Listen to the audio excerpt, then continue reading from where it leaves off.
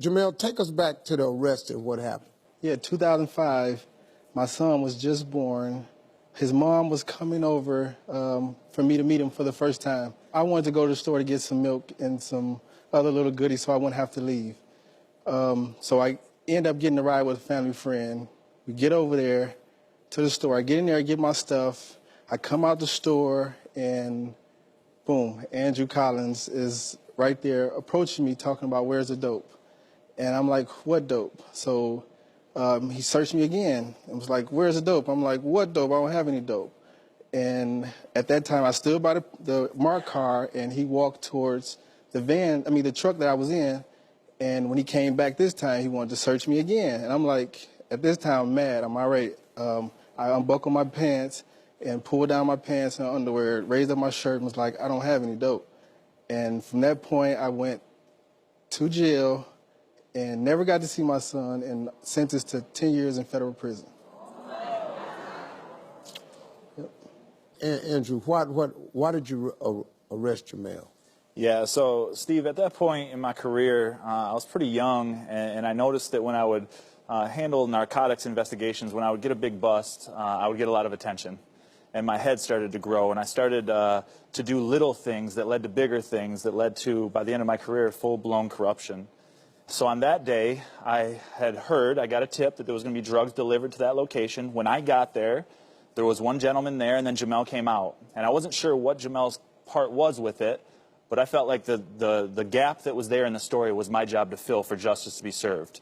So we found an ounce of crack in the car, and I just basically made up the story that Jamel had to have known because it was his drugs. So I wrote the story as, so if any reader would listen or read, they would say, well, yeah, it was his dope.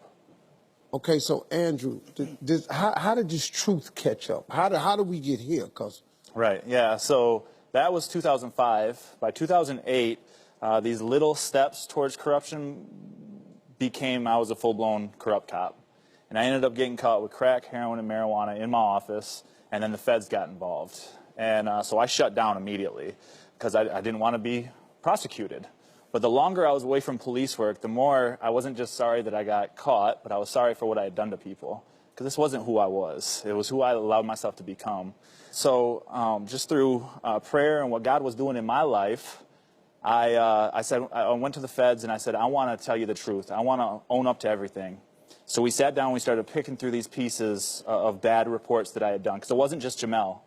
So by the end of that, over 50 to 60 cases were overturned.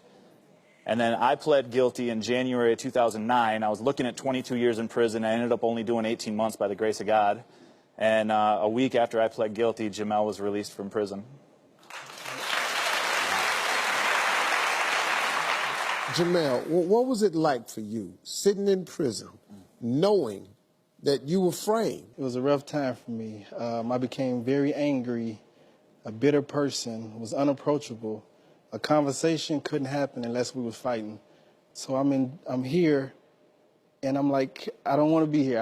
I got to do something else to make it home to ultimately raise my son or to even see him, because the way I'm going now, I probably would be here forever. So I was in my room one day, Steve, and there was a Bible on the table. I grabbed the Bible, looked at it, I'm reading it, then I'm not reading it. It's like a song kept playing in my head that you can't get out, and it was just let it go, let it go, let it go.